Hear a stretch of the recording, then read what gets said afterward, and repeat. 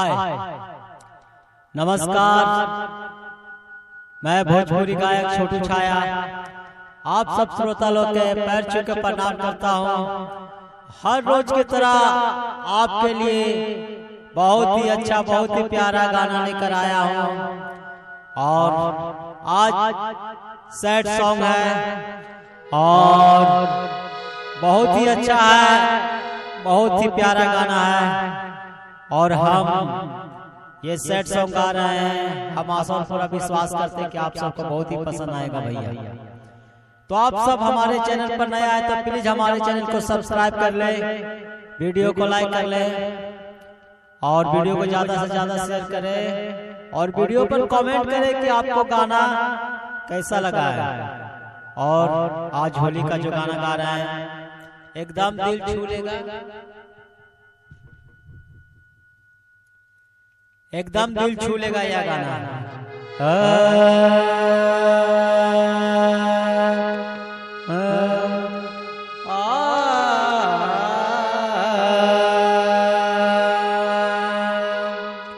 तो आप सब बताइए जाए कि आलाप जो हम लीला कैसा आलाप लगे आप सबके।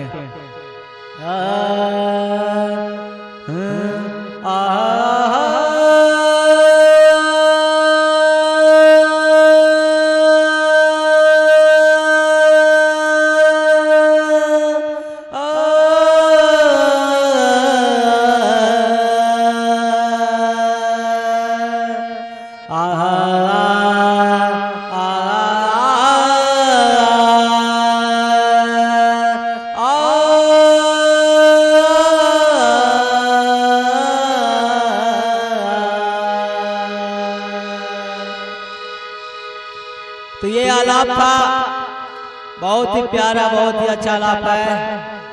और आज का जो गाना होने वाला है, आज का जो सॉन्ग है होली का, बहुत ही अच्छा है, बहुत ही प्यारा है।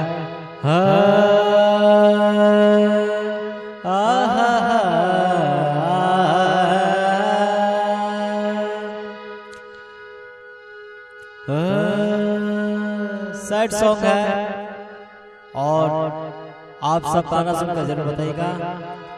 अरे केकरा से करबे प्यार, केकरा से खेलबे होली, गाना कहीं बोलबो।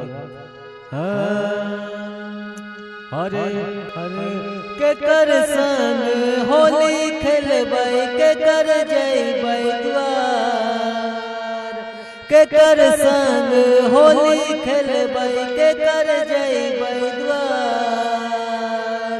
होलिया में डोली चढ़ के चली जइबीगे, पिया संग अपन ससुरार। होलिया में डोली चढ़ के चली जइबीगे, पिया संग अपन ससुरार।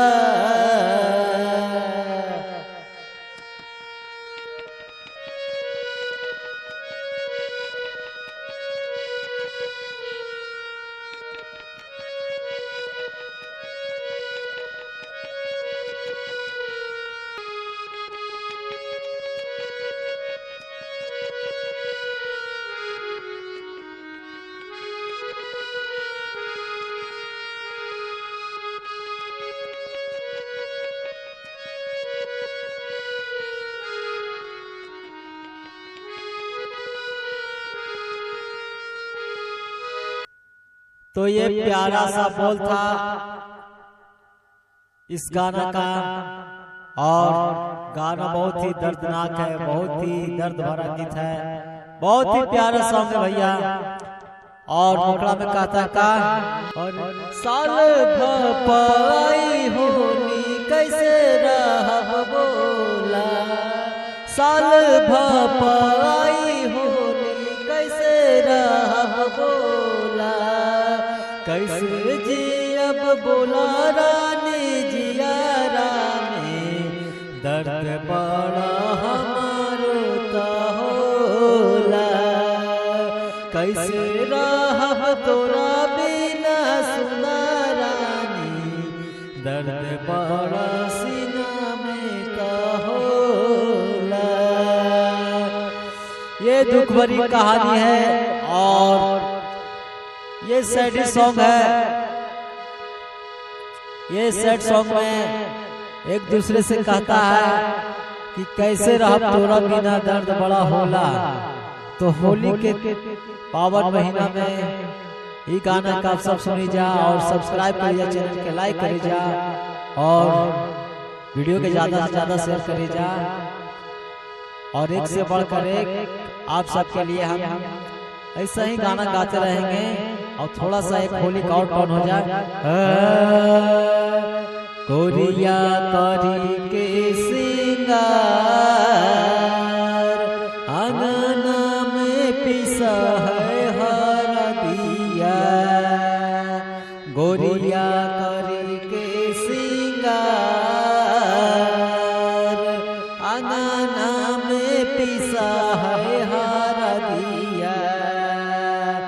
गोरिया करी के सिंगार गोरिया करी के गोरिया करी के सिंगार गोरिया करी के अंगना में पिसा है हरदिया। गोरिया करी के सिंगार अंगना में पिसा है हरदिया। तो आप सब बताइएगा ये गाना आपको कैसा लगा, ये वीडियो आपको कैसा लगा। चैनल को सब्सक्राइब कीजिए, वीडियो को लाइक कीजिए और ज्यादा से ज्यादा शेयर कीजिए। और थोड़ा सा टोन हम बजा देते हैं, सुनकर बताइएगा कमेंट में।